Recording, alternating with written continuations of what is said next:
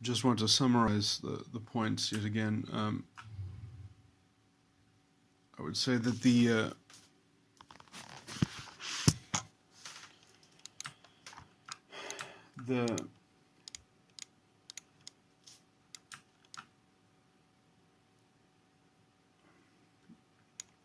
the movement in general to amend the Constitution to explicitly allow for expropriation without compensation is the only benefit that it offers the state is a symbolic benefit. Benefit. It is a token piece of policy, and it is effectively trying to divert accountability from poor government, essentially, into the identity politics narrative. And it is an obvious symbol of the destruction of the value of non-racialism. So it is a clear assault on the value of non-racialism, and in as much as that the government deserves to be able to tarnish the value of non-racialism, it correlates with the transfer of accountability, because if the government deserves essentially to say that no, it is the principle of non-racialism that is holding us back from transforming and developing, then essentially they get it is the symbolic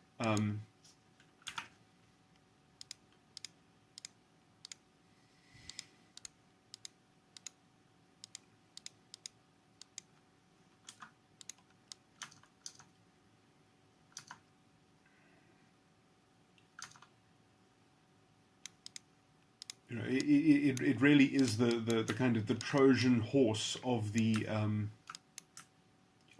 because you see, like, it really does offer no technical benefit.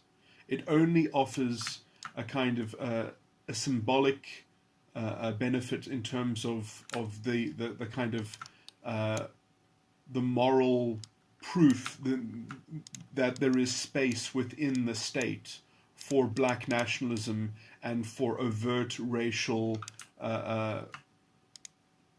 racialist demagoguery, essentially, and that that politics will be able to accommodate in the constitutional order will be revised enough so as to be able to absorb the kind of the kind of whatever democratic dicta or culture of promulgating democratic dicta, which will obviously serve the power of the identitarian demagogue. But you can also be a lot more common sense about this, and that is that the ANC in effect know that it is in the long term unsustainable to plunder and steal government resources. The only way to continue on with the kleptocracy, essentially, is to have a more functional state and almost privatize the corrupt component of government, in that, like Zimbabwe, you would have politically connected people just taking private property.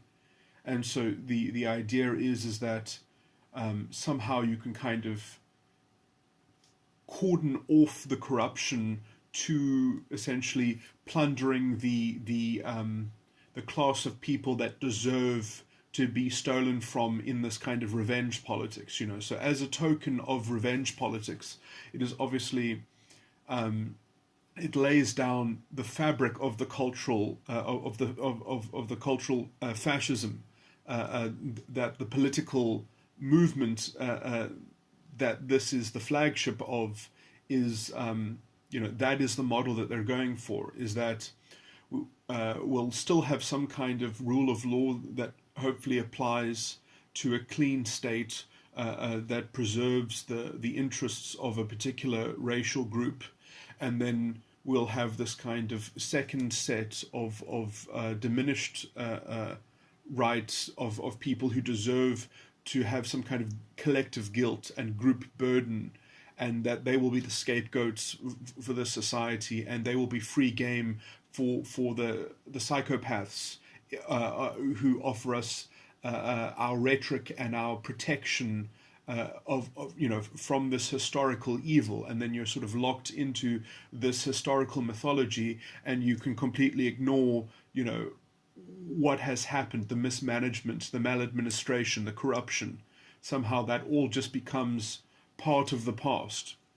And essentially you have to erect this divisiveness and this identity politics in order to psychologically sustain the so this issue symbolically has all of that packed into it. And it is essentially, if we can make the new South Africa swallow the death of non-racialism, then we can at the same time have a clean slate, that we can sort of preserve the pride in black identity or something like that.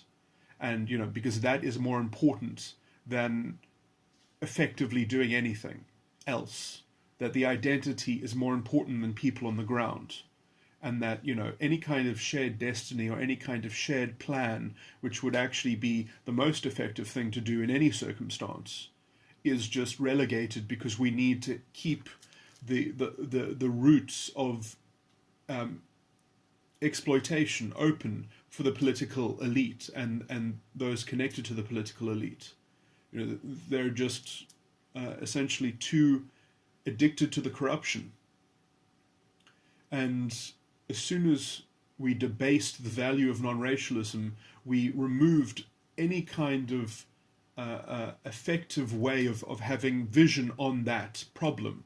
So, and it's too convenient to pander to people's narcissism so that they can just completely avoid that sense of people find that form of anathema of having their identity challenged is just too much.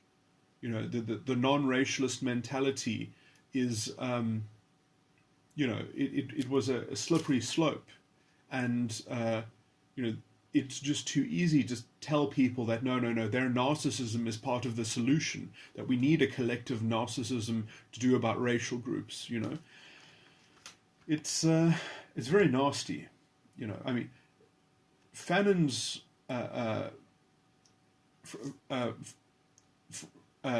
Francis.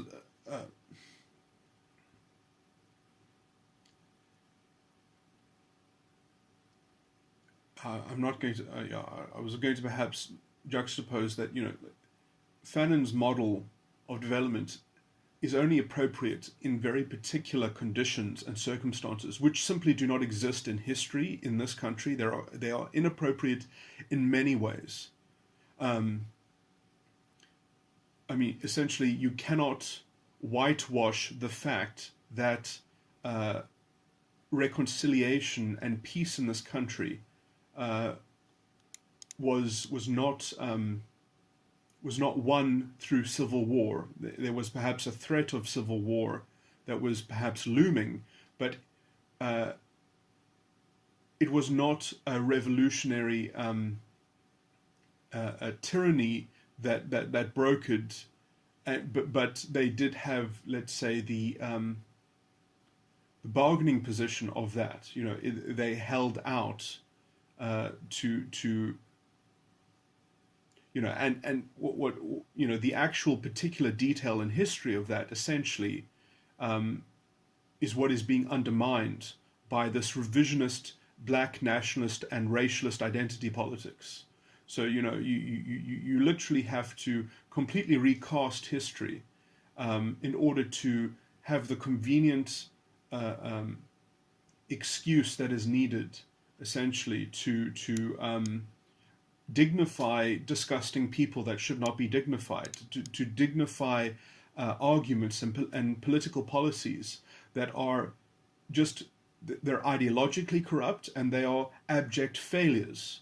And you just have this delusion of ignoring that, of just not being faced with that, and you have journalists who effectively are either part of this sort of cabal, of this general movement of this psychological shared psychosis almost, that narcissism is the vehicle of salvation. Um, they are drunk on that fascistic spirit. Um, and they believe that the democratic dictator and a kind of paternalist executive is what we need, and the death of a liberal society, the death of a democratic society, while they call themselves liberal, and then they call anyone who opposes them racist. It's ironic. Is what it is, but it's also, that is how these disgusting things have always operated, by projecting onto their enemy. If you look at what the Nazis said about the Jews, and you examine the Nazi structure of their culture and regime, you think, what's really going on here? It's ironic. I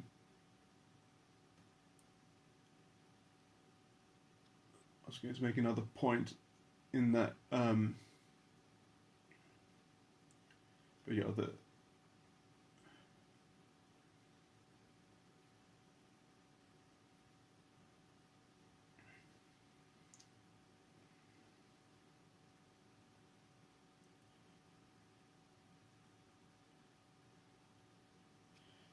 now that there is this sort of cultural hegemony of these fascistic values, which I would still say it's only ever possible for 20% of a population to ever fully believe in these values, just because of the psychological makeup of any population is not uniform, and that generally you can have maybe 40% of the population which will sympathetically go along with the 20%. If the 20% seem like they can kind of offer some kind of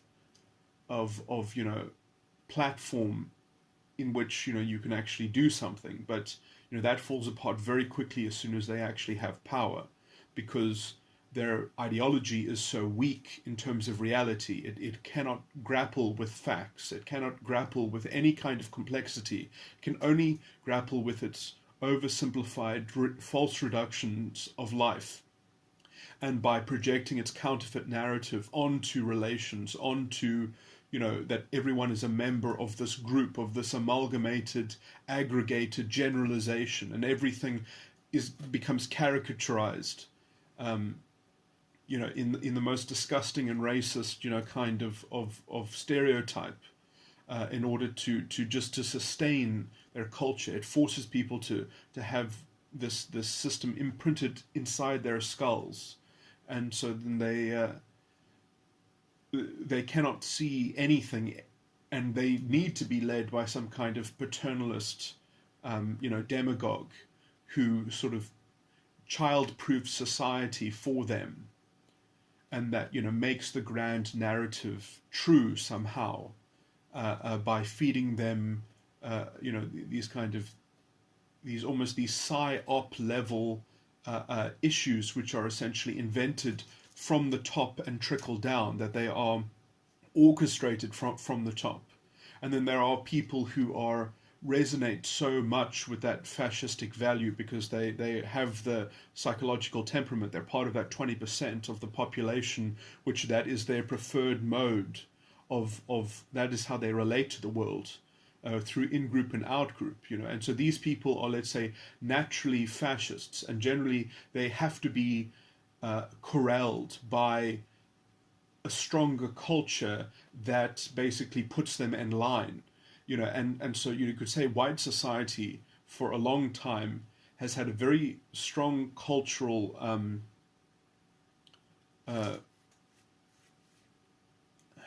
ethos that underlined the problems with that form of culture. It's never 1,000% effective. You cannot suppress 20% of a population all the time, but you can tell them what is polite and what is correct and what is moral, and then they have to kind of toe the line. But as soon as you've got the 20% of one population that is allowed to do whatever they want, then there's a principle of reciprocity where now it becomes impossible to keep non-racialism functioning. So even in white society, the principle of non-racialism is essentially being chipped away and disintegrating, and it's being replaced by this identity politics sympathy, which is premised in racialism, which is premised in this very deep and dark racism of this kind of the separate but equal identity, sort of bullshit. It has this intrinsic Nazi assumption built into it, really, about the essence of culture and something like that. It's very dehumanizing. In fact, it's not capable of sustaining any kind of multiracial or multicultural society, which, depending on your definition of multiculturalism, obviously the separate but equal vision of multiculturalism is not tenable. It will never happen.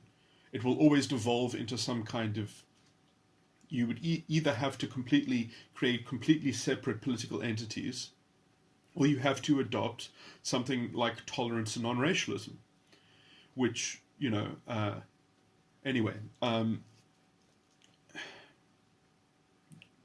going into these issues. But yeah, so the problem is that you have essentially, we've had no strong voices acting against black racialist attitudes. We've had almost no moves. The only thing that I can think of in recent history, and this still doesn't really have, this is not articulated at the official level or by individuals, but by, let's say, events. It has been orchestrated slightly in terms of the global citizen event that happened in South Africa. That, I would say, would be the only thing that was obviously, let's say, targeted at a black consciousness, where the kind of the general argument of non-racial, and Nelson Mandela, obviously, in his lifetime was hugely pivotal in promoting the rhetoric which is needed to suppress that 20% of your population, which is essentially, they are natural fascists. It's just their psychological temperaments. That, it's like some people are born with borderline personality disorder, but this is the crazy thing, is that if you don't have a culture that is capable of, let's say, policing these pathological attitudes, which can sort of take over a society, that can take over a culture through this kind of vicarious paranoia, like Nazi Germany, for instance. You can have a whole society that gets taken over by this schema, the psychological schema gets, becomes a political vehicle that everyone, is kind of, it's almost like a religion.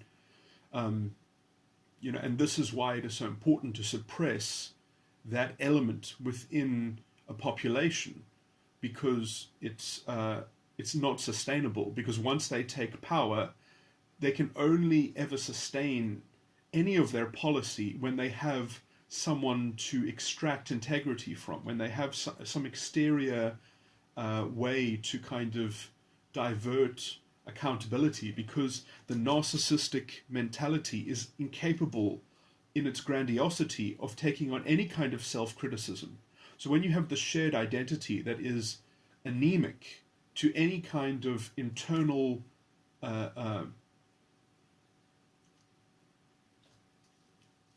fortitude and strength and intelligence, it by definition must get stupider. By definition, it must deprive itself of any of the practical tools of seeing the real challenges, because it has to create this kind of formulaic ideological narrative in which you only make progress at the defeat of the enemy and at the cost of the perpetrator. And life doesn't work like that. That is why the Nazis had to keep on reinventing the conspiracy. Why they said, just as the identity politics say today, that our minds have been infected.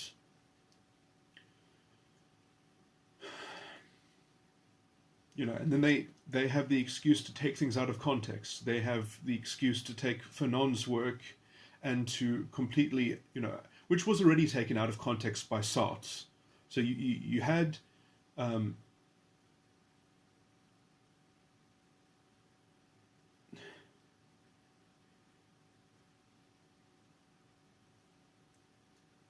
yeah, okay. I have already made recordings as to why Fanon's work just simply it's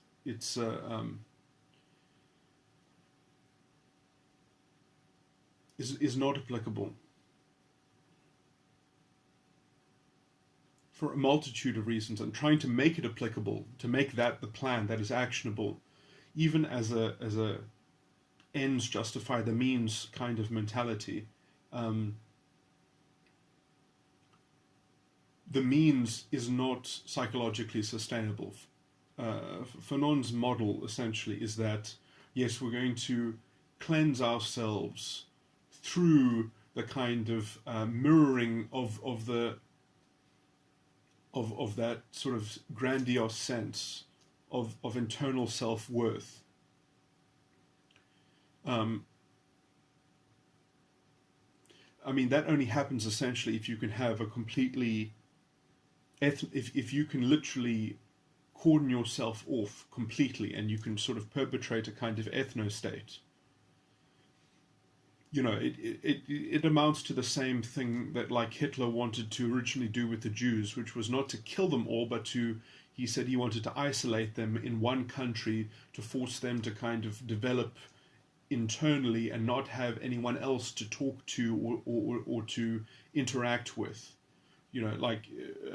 Hitler, I think, literally said that he just wanted to dump them all on Madagascar, and then they would have their own society there.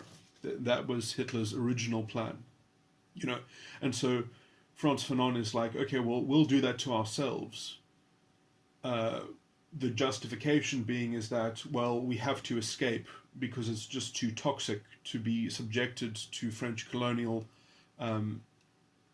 values, essentially, and the dehumanization has been so great. Well, that's not appropriate in the South African context,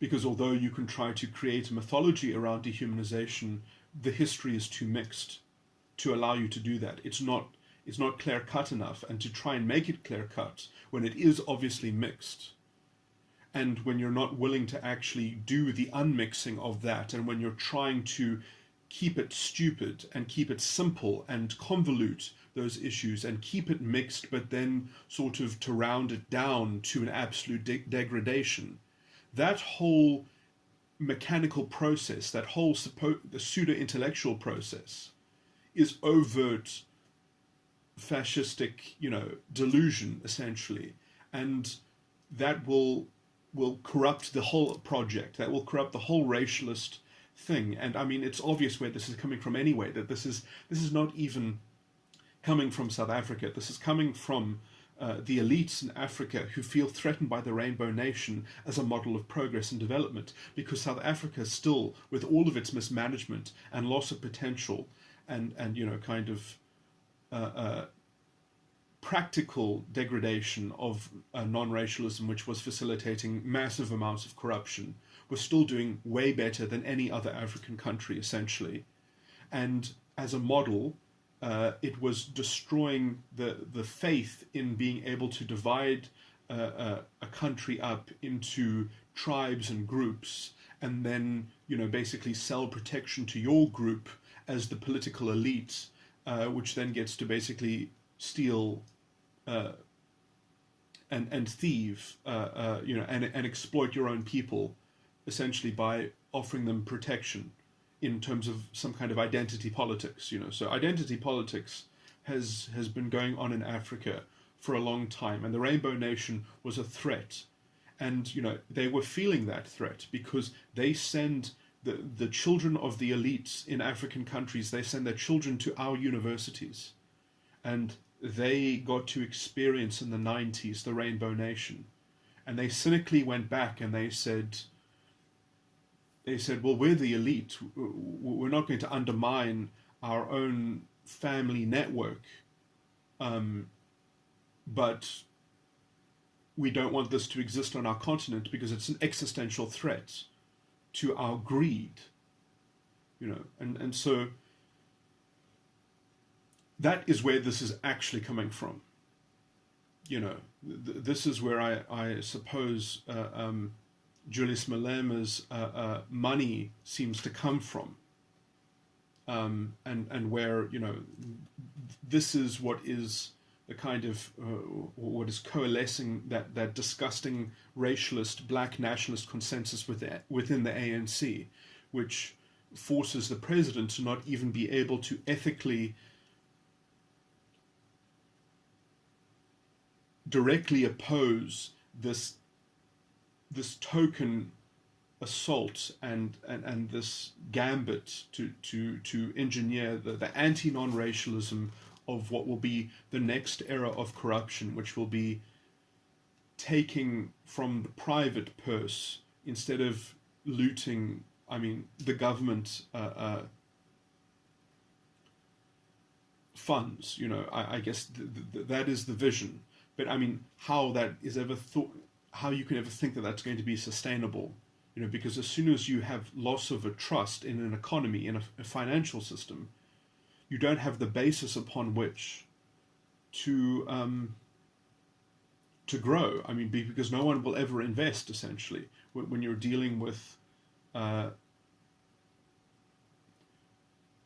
government power that essentially has an inappropriate power. And even if you thought that it would be conceivably appropriate for a government to have that kind of non-racialist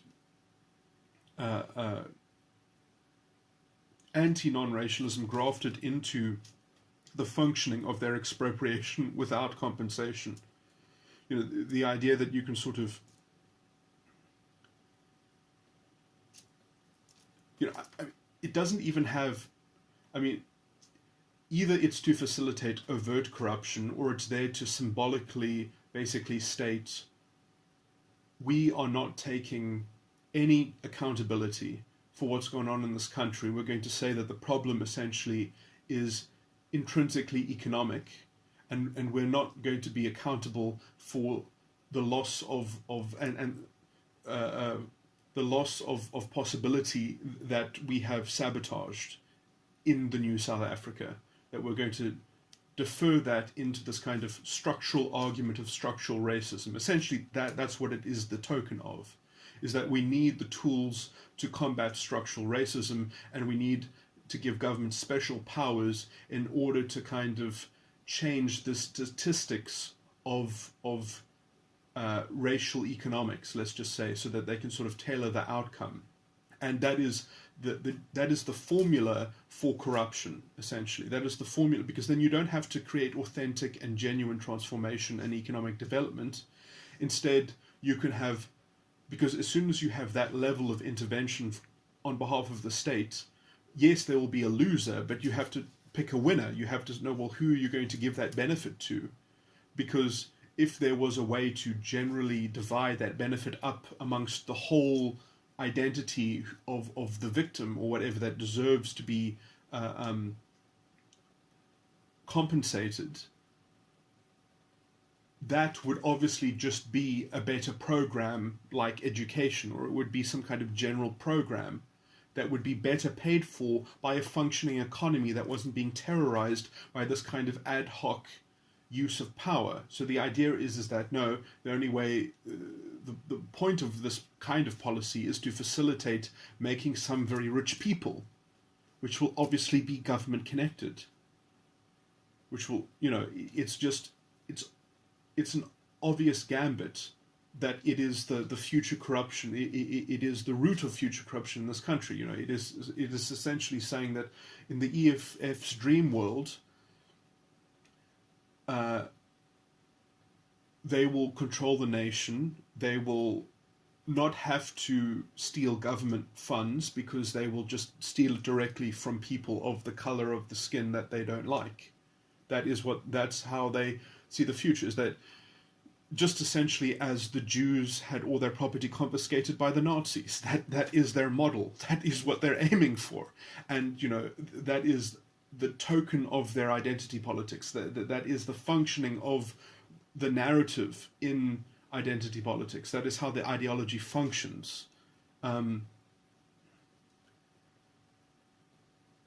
Which, like if you believe in the grand narrative that everyone is just a representative of their racial group, then you can get away with that because, you can actually do the incredibly narcissistic thing of believing that something is just one thing, that you can literally reduce meaning in such a way as that what something is just one thing on some kind of objective level, and so you can generate a kind of structure of positivism, and then you can infect your legal system with it, and you can sort of justify it by getting it passed through a parliament and rubber stamping it with that it is the dicta that comes from our democratic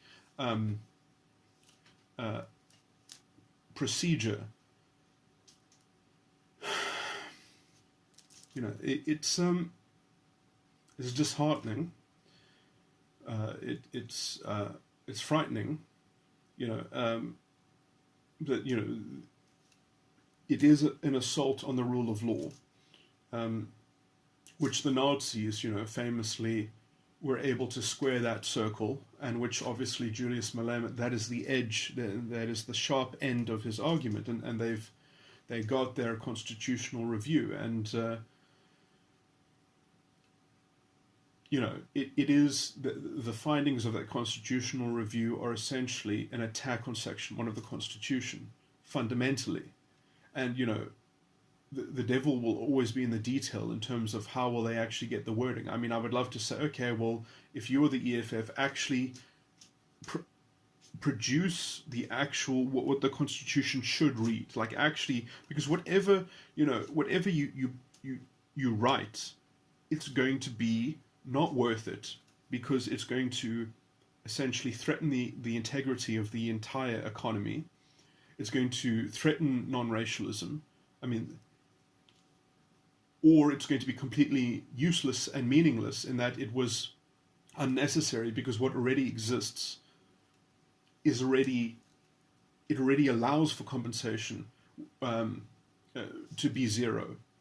In expropriation cases, if the facts merit it, and if the it just so happens that those scenarios essentially are so rare that they pretty much have I mean, it is conceivable that, I mean, I don't know of any that actually fit the conditions in which it would be appropriate to have zero compensation. So the idea that you're going to kind of try to make a shortcut set of stipulations which are fuzzy enough so that you can jam it through the court, so that essentially you can facilitate corruption, so that you can facilitate private plunder, and therefore, I mean, that's going to have a knock-on effect. That's going to have a systematic destabilization of the economy, because you need property rights to have a functioning economy. And you need property rights that are functional, that they're not just ad hoc, they're not just sort of some of the time, or in some particular case, we need a way for government to put its hand in the private cookie jar because it's been caught too often stealing from the tax base. There's disassociation with so many facts and so many parts of reality in order to make this narrative and make this route somehow even relevant of discussion. It's such a stupid policy debate. It's such an artificial and invented ideological race baiting ploy that it just shows the pathetic level at which politics is at, But I mean, this is how fascists eventually, they demoralize a country. They remove the ethic, and they destabilize it until you relent into their narcissistic embrace, of their doublespeak. And, it's like a serpent's tongue has two forks in it.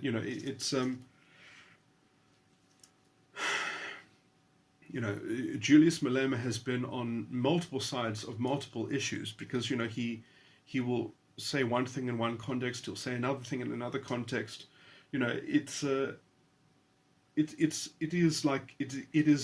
is what bullies do. Bullies aren't horrible all of the time. They have this intermittent reinforcement. And then they have this tone of voice then that sort of makes you have to deal with it at the same time, so you have to internalize the cognitive dissonance that is in their position and in their doublespeak. This is the pseudo-intellectual fascist agenda at work. And you see it echoed on the radio. You see it echoed on 567 Cape Talk, where I get to listen to disgusting people like Eusebius McKaiser, which comes from 702, I guess, from Johannesburg. And you get to hear John Matham echoing the politics of this. Even, it's sort of, I mean, I have no idea, but I thought that he at least had some sort of general knowledge, of ideological insight, or something like that, or some kind of common sense. I mean, but I mean, the whole media establishment, it seems, is just they're stuck pandering to this narcissism because they don't know how to stand up to the hysterical outrage of the narcissistic defense, when they get into the hysteria of essentially they will only talk to you if you agree to take on their label of you being a racist, essentially. That is the prerequisite for them having a so-called debate with you, and they're utterly incapable. They will just they will say these self-contradictory things, and then they will want you to attack their position, which then they can defend. It's like watching someone with borderline personality disorder operate, in terms of how they manipulate scenarios and how they tailor the narrative and how they can very carefully come off as the victim and come off as the kind of that they're just trying to be the police for morality, and there's something very rotten in the state of Denmark, and so that they're really good at being sort of master race baiters, essentially, until eventually everyone gets cast into this general narrative where you've race baited an entire society, and then you're in the hands of the demagogue. And they consciously try to ramp this up through the radio, just like Hitler did through the radio. They have these waves of hyper-realism, of sort of, and journalists are really, because they will only report on stories that feed into this. They will only, they are now pandering to the narcissistic attitude in the society. Because it's the only way to generate attention and interest. Because if it doesn't resonate with the narrative, then it's not interesting, because it doesn't confirm, let's say, the bias that is already there. And so you get the self-censorship of journalists who will not report on anything that disrupts this broad narrative, that does not disrupt the web of manipulation of the race baiting on the societal level.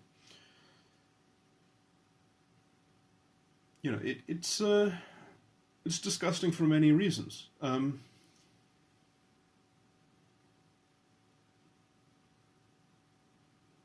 sadly, it only will ever be dealt with when you have individuals who will confront this stuff. When you have a president who will confront this stuff directly and we'll go into it. But it's complicated, and he has to make a case to people who are essentially, they have already sold their souls to the identity matrix. They already are part of they are in the army of the beast. They believe in the conditioning that they do not have the liberty of a human being anymore, because as beasts are conditioned by their what they live in, they take no accountability for the conditions in their environment. They have no responsibility. They have no self-determinism. They are simply ravaged by this evil circumstance, and so they have no free will. They must simply react. They must react appropriately according to the nature of the beast. Because they have lost their human nature of self-determinism and responsibility and accountability, because they are incapable of self-criticism or humility or anything like that, they must know, according to their kind of beast that they are, that they must identify with the nature of that identity, and they have to be that identity, and they cannot they can only react as part of that herd mentality, as part of that groupthink, is all that they are now. And then you get someone like Julius Malema installed in power, and then that's the end.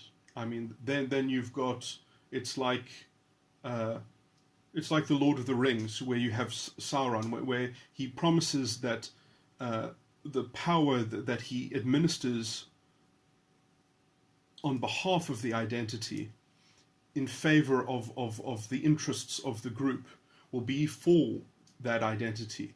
But people don't realize that the identity is not life. The identity is not reality. The identity is essentially always a fiction.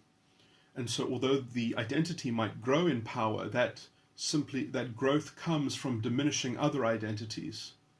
And so you've got this comparative identity racket, by enslaving the other rings and the other rackets of power and identity. Yes, so you've got this big, strong identity that's controlling all the other identities, because it's got the most numbers to it. But what does it serve? It only serves the person right at the top, and their intimate and immediate ring of power. And even Hitler went crazy in this. In his minute circle that was on top of everything else. And this is because essentially you become your own god, as Sam Wagner would say. You become this avatar of narcissism for your identity, and you can't psychologically sustain it. Not without forcing people to be stupid in order to perpetuate this disgusting cultural, it makes people pathetic. And the only way that they can live with themselves is by deluding themselves even further. And so you get even into a more desperate situation that requires hyperrealism, propaganda, crazy language changes, and just basically just destabilizing a conception of value to keep on measuring some kind of promise of progress that is basically hiding the fact that it's just reactionary garbage. It's just a whole line of just enslavement to reactionary. It is exactly what Nietzsche called the slave morality.